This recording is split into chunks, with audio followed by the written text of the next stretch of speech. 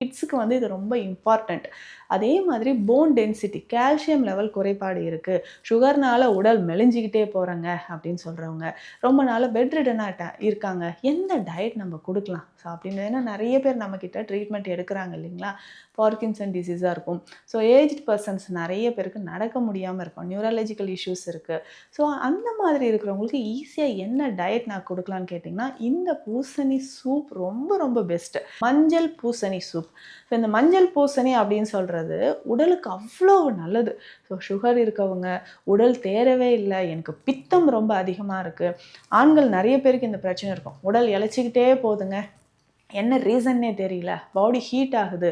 அதே மாரி தூக்கத்தில நெறைய பேருக்கு விந்து வெளியேறிக்கிட்டே இருக்கும். ஸோ நாக்டர்னல் எஜாக்குலேஷன் சொல்லுவாங்க. அந்த ப்ராப்ளம் இருந்ததுன்னா, நீங்க என்னதான் ட்ரீட்மெண்ட் எடுத்தாலும் உடல் தேறவே தேறாது.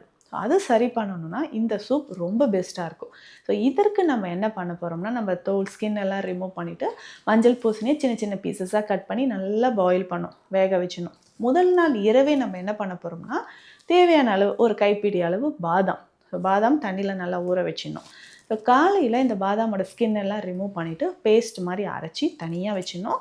ஸோ இந்த சைடில் நமக்கு இந்த மஞ்சள் பூசணி நல்லா வேக வைக்கணும். ஸோ நல்லா வேக வச்சதுக்கப்புறம் நம்ம என்ன பண்ண போகிறோம்னா, பூசணியை மிக்சியில் போட்டு அரைச்சோ இல்லை நல்லா மேஷ் பண்ணி எடுத்து வச்சுக்கோங்க. ஸோ இது ரெண்டும் நம்ம ஒன்றா மிக்ஸ் பண்ணிடணும். வேக வைத்த மஞ்சள் பூசணியும் இந்த பாதாம் நம்ம நல்லா பேஸ்ட் மாதிரி அரைச்சி வச்சுருக்கோம் இல்லைங்களா, இது ரெண்டும் மிக்ஸ் பண்ணிடணும். அதுக்கப்புறம் இதை சூப் மாதிரி ரெடி பண்ண போகிறோம்.